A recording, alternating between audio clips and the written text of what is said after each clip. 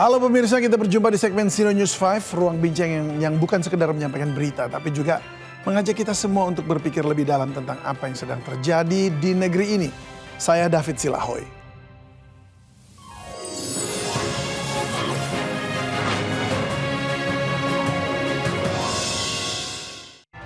Pemirsa, pengacara Hotman Paris Hutapea kembali muncul ke publik di sebuah rumah sakit di Jakarta menggunakan kursi roda.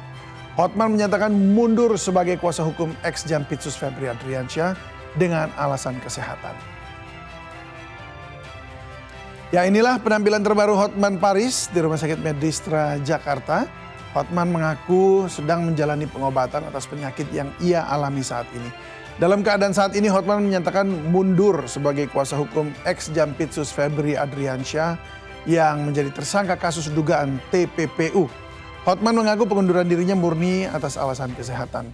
Ia akan berobat ke luar negeri. Jadi pagi ini saya kesakitan lagi di, apa tadi namanya itu Bu? Di bagian pinggang bawahnya. Bagian bagian bawah. Kan saya ceritanya begini, saya sebelumnya ke sini Bu ya, sebelum operasi di Singapura ya. Iya. Saya di awal Juli saya sudah bolak-balik ke Medistra, termasuk Ibu Dokter Penny yang ngerawat. Terus saya akhirnya operasi saraf kejepit di rumah sakit di Singapura, di Novena,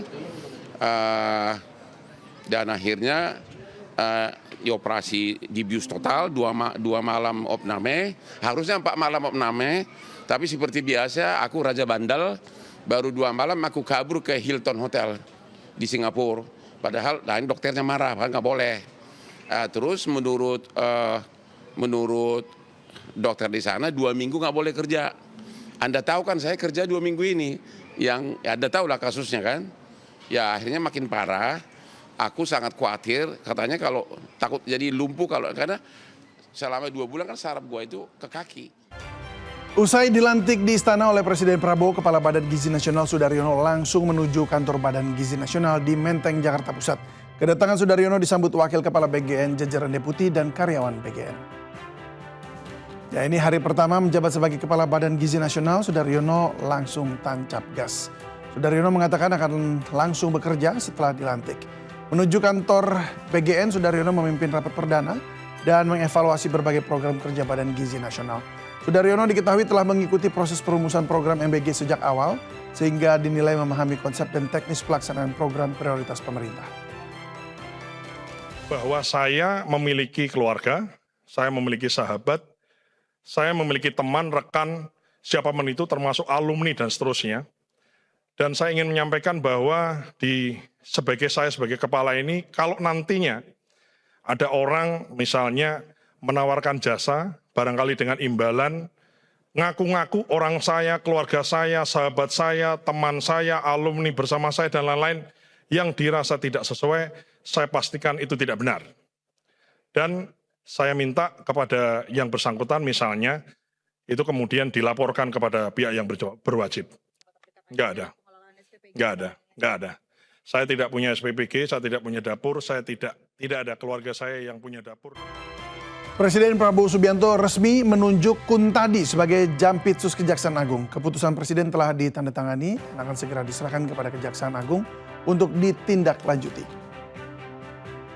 Presiden Prabowo Subianto resmi menunjuk Kuntadi sebagai Jaksa Agung Muda Bidang Tindak Pidana Khusus atau Jampitsus Kejaksaan Agung menggantikan Febri Adriansyah yang tersandung kasus korupsi. Pengangkatan itu dilakukan setelah Prabowo menandatangani keputusan Presiden atau Kepres sesuai usulan Jaksa Agung ST Burhanuddin. Menteri Sekretaris Negara Prasetyo Hadi mengatakan Kepres tersebut telah ditandatangani Presiden dan akan segera diserahkan kepada Kejaksaan Agung untuk ditindaklanjuti. Tadi merupakan jaksa senior di Korps Adiaksa yang menjabat sebagai Kepala Badan Pemulihan Aset Kejaksaan Agung.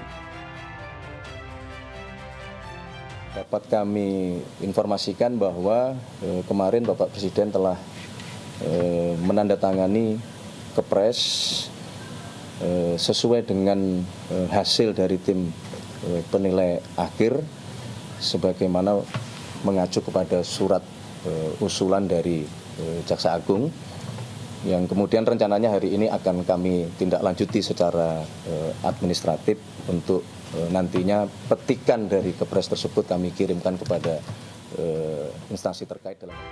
Biaya pindah kewarganegaraan naik mulai Agustus 2026. Kenaikan tarif untuk meningkatkan kualitas layanan serta mendukung transformasi digital. Ya, pemirsa, tagline kabur aja dulu nyatanya tidak selalu mudah. Biaya yang disiapkan pun tidak sedikit. Selain untuk hidup layak di negara tujuan, kita juga harus menyiapkan biaya untuk pindah kewarganegaraan. Pemerintah Indonesia menerapkan tarif baru untuk sejumlah layanan kewarganegaraan mulai Agustus 2026.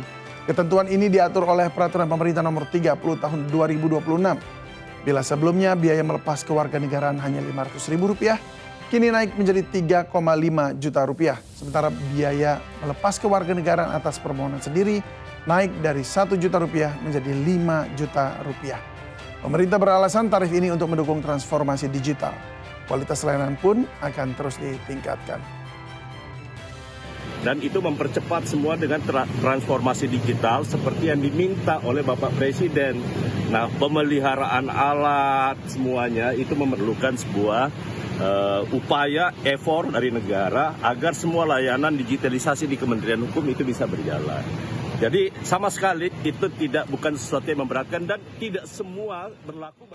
Pemerintah Indonesia terus mencari cara mengatasi penyebaran budaya LGBTQ. Rencananya edukasi pun akan dimulai sejak sekolah dasar.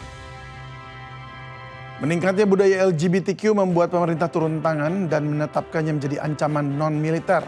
Materi pembelajaran terkait pencegahan LGBTQ pun dibuat untuk menangkal budaya ini masuk sekolah.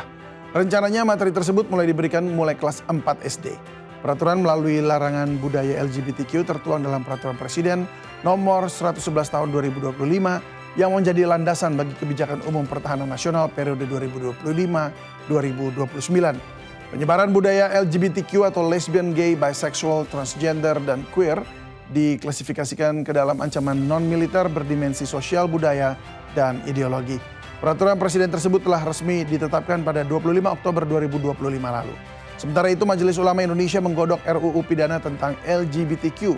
DPR pun sudah menampungnya dan akan segera membahas pembentukan undang-undang ini.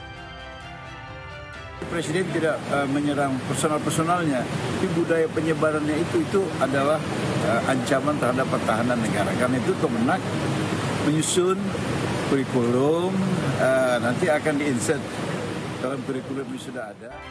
Ya pemirsa, di balik setiap kebijakan tentu ada konsekuensinya. Dan di balik setiap headline ada harapan publik yang tidak boleh diabaikan. Dan kalau hari ini kita belajar itu adalah kekuasaan bisa dibongkar, kebijakan bisa ditantang dan suara publik kalau cukup lantang bisa mengubah arah. Saya David Silahoy, sampai jumpa.